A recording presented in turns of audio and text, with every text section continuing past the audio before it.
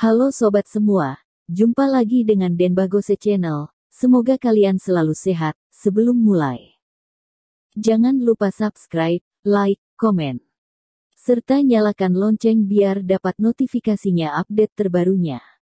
Bab 1965 Tanda-tanda menaiki langit. Dalam hati Thomaskin dipenuhi tekad juang. Saat ini dia juga sudah tidak perlu terus berada di sini lagi, sehingga secepat mungkin dia meninggalkan Gunung Huiyao dan menuju ke daerah pedalaman Gunung Kunlun. Yena Ling agak tidak rela berpisah, hatinya penuh kecewa dan kehilangan ketika menatap kepergian Thomaskin. Kenapa? Kamu jatuh cinta sama dia? Dasar anak ini, padahal tidak pernah sampai melamun begitu, ujar Reihan Ling dengan terkekeh. Kakek, menyebalkan. Kamu jangan bicara sembarangan.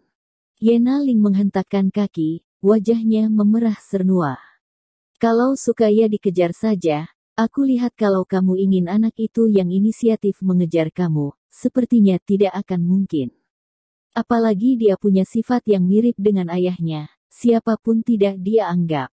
Orang yang demikian dipastikan akan berwatak keras seumur hidup, ujar Reihan Ling dengan tertawa. Kakek, apakah Bayer Qin yang kamu bilang sungguh sehebat itu? Aku lihat Thomaskin yang sekarang sepertinya sudah termasuk lawan yang tidak terkalahkan dalam generasi muda di Gunung Kunlun. Sebelumnya aku juga pernah melihat mereka bertarung, sepertinya sungguh tidak ada orang lain yang dapat sebanding dengan Thomaskin, terutama di pertarungan dia dengan kamu hari ini bahkan seri, tidak ada yang menang ataupun kalah, ini sungguh sulit dipercaya, kata Yena Ling dengan luar biasa terkejut. Bayer Qin yang dulu juga demikian, tapi Thomaskin mungkin akan lebih kuat lagi, gumam Reihan Ling. Thomaskin yang sekarang dapat mengembangkan kemampuannya tanpa batas, murid 3 generasi Gunung Kunlun yang dapat melampaui dia pasti tidak lebih dari 5 jari. Ini Thomaskin masih dalam tahap baru saja menerobos nadi ke-8, ada murid yang sudah berusia 30-an tahun, setidaknya sudah ada 5-7 tahun menerobos nadi ke-8. Kemampuan dan bakat yang demikian, pasti 8 nadi sudah berpadu menjadi satu dari dulu, kalau tidak, Thomaskin sungguh ada kemungkinan berdiri di puncak mereka.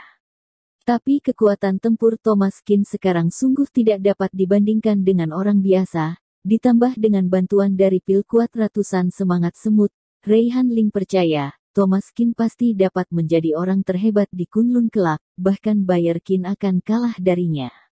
Setelah Thomaskin kembali ke tempat dia sendiri, hari sudah menjelang malam, saat ini dia baru tiba-tiba teringat ucapan kakak seperguruan Lin dulu, sepertinya dia sudah lupa soal melatih diri di hari ganjil. Sudahlah, tidak dipikirkan lagi, tidur dengan nyenyak dulu saja. Thomaskin merenggangkan badan, lalu mandi di bawah air dingin, membersihkan kotoran di tubuhnya, barulah dia merasa sekujur tubuhnya menjadi segar. Efek obat pil kuat ratusan semangat semut sebelumnya mengeluarkan tidak sedikit kotoran dalam tubuhnya, sekarang tubuhnya baru mendapatkan kesegaran yang belum pernah ada sebelumnya. Tidak ada kotoran apapun, fisik yang demikian, bakat yang demikian, tentu membuat Thomaskin punya modal untuk bangga.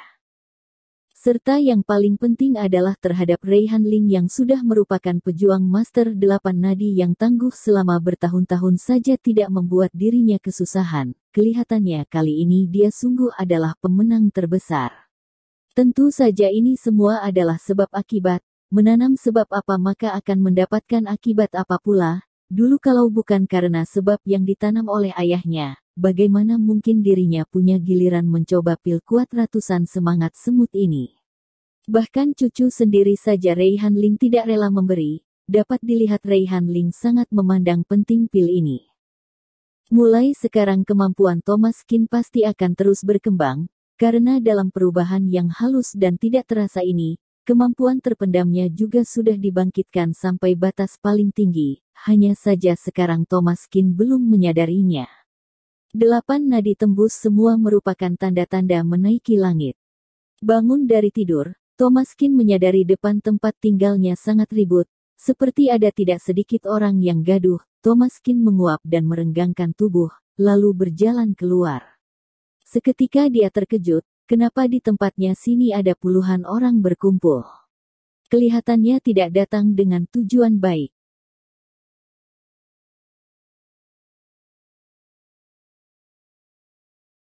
Bab 1966 Sasaran celaan banyak orang.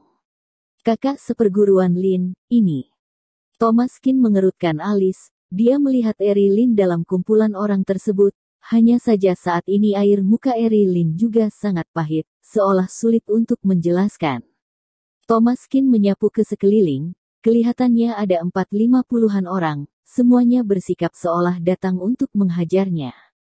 Para kakak seperguruan sekalian, apa maksud dari ini semua? Thomas Kin bertanya dengan dingin. Dia tidak ada dendam apa-apa dengan orang-orang ini, bahkan tidak pernah bertemu, tapi mereka malah begitu was-was dengan dirinya, memandang dirinya dengan marah. Ini agak tidak masuk akal, apakah aku sudah merampas makanan di rumah kalian atau menggali kubur leluhur kalian? Thomas Kin mengerutkan dahi, melihat begitu banyak orang, dia tetap tidak tampak takut sedikit pun. Thomas Kin, lebih baik kamu jangan banyak bicara. Beberapa orang ini adalah kakak laki-laki seperguruan Aula Penegak Hukum, paman guru kedua yang memegang kendali Aula Penegak Hukum. Ini semua adalah unggulan Aula Penegak Hukum. Kamu tidak hadir selama hari-hari latihan, sekarang tidak sedikit yang merasa jengkel, jadi mau membawa kamu untuk diinterogasi. Mungkin. Setidaknya harus 10-15 bulan di jurang introspeksi, jangan kamu melawan. Ujar Erilyn dengan menghela nafas. Tidak melawan. Kalau tidak melawan, apakah aku masih seorang Thomas Kin? Berdasarkan apa menyuruh aku ke jurang introspeksi, kalau aku tidak mau pergi, kamu bisa apa? Thomas Kin, sialan kamu, ketika awal memasuki Kunlun, kamu bersikap congkak dan ganas, lalu melukai kakak seperguruan, ini sudah tidak dipermasalahkan lagi, tapi kamu malah kemudian tidak hadir untuk latihan tanpa sebab, tidak memandang penting peraturan Kunlun kita, kami yang dari Aula Penegak Hukum harus menghukum kamu dengan berat, agar menjadi contoh untuk yang lain, kalau tidak, bagaimana orang-orang yang di bawah akan menurut? Anak muda bertubuh besar yang memimpin itu berkata dengan tatapan tajam, serta secara jelas mengarah ke Thomas Kin. Dia adalah murid paman guru ke-6, No Sen Sun, juga merupakan petangguh yang sebenarnya. Kungfu yang dia latih membuat dia tidak dapat dilawan oleh siapapun. Jangan sampai kamu beradu dengan mereka. Ujar Erilyn dengan suara kecil. Terima kasih atas pemberitahuannya kakak seperguruan sekalian, tapi aku ini orangnya tidak suka orang lain sok berkuasa dengan aku. Ujar Thomas Kin dengan tertawa. Aku datang ke Kunlun untuk belajar, bukan untuk diberi pelajaran oleh sekelompok sampah seperti kalian. Thomas Kin menatap lurus ke No Sen Sun dengan dingin, sama sekali tidak sependapat dengan mereka. Kamu malah memandang remeh Aula Penegak Hukum. Aku lihat kamu ini cari mati. Gertak No Sen Sun. Cari mati atau bukan, kamu tahu jelas dalam hati, meski aku tidak hadir dalam latihan, tapi aku tidak bersantai-santai, jangan menyinggung aku, kalau tidak, kamu tidak akan dapat menanggung akibatnya. Thomas Kin tersenyum kecil. Brengsek, kamu ini baru seberapa? Baru masuk Kunlun beberapa hari, sudah langsung merasa tidak terkalahkan sedunia. Apakah kamu sungguh mengira kami tidak berani menyerang kamu? Kakak seperguruan Lin, kamu juga sudah melihatnya, dia tidak mau ikut dengan kami, kalau begitu, kami mungkin juga tidak bisa bersikap ramah lagi dengan temanmu ini. Ujar Neilan Zhang dengan air muka suram. Orang ini sungguh tidak masuk akal sekali, ini baru berapa hari saja, sudah menganggap diri sendiri berkuasa di Kunlun. Bahkan kakak seperguruan dari Aula Penegak Hukum pun tidak dianggap, tidakkah ini terlalu congak sekali? Benar, orang seperti dia yang tidak menganggap peraturan ini bagaimana bisa menjadi murid Kunlun, harus beri pelajaran ke dia, kalau dia tidak menurut, kita keluarkan dari Gunung Kunlun saja. Orang sekarang mentang-mentang sudah pandai sedikit saja langsung tidak takut pada apapun, sungguh mengira Gunung Kunlun ini rumah dia sendiri. Tidak disangka murid yang demikian saja paman pertama seperguruan terima, sungguh memalukan sekali. Dia bukan diterima oleh paman pertama seperguruan, aku dengar-dengar dia adalah anak dari paman kelima seperguruan, dia yang masuk dengan mengandalkan relasi begini, bagaimana mungkin tidak sombong.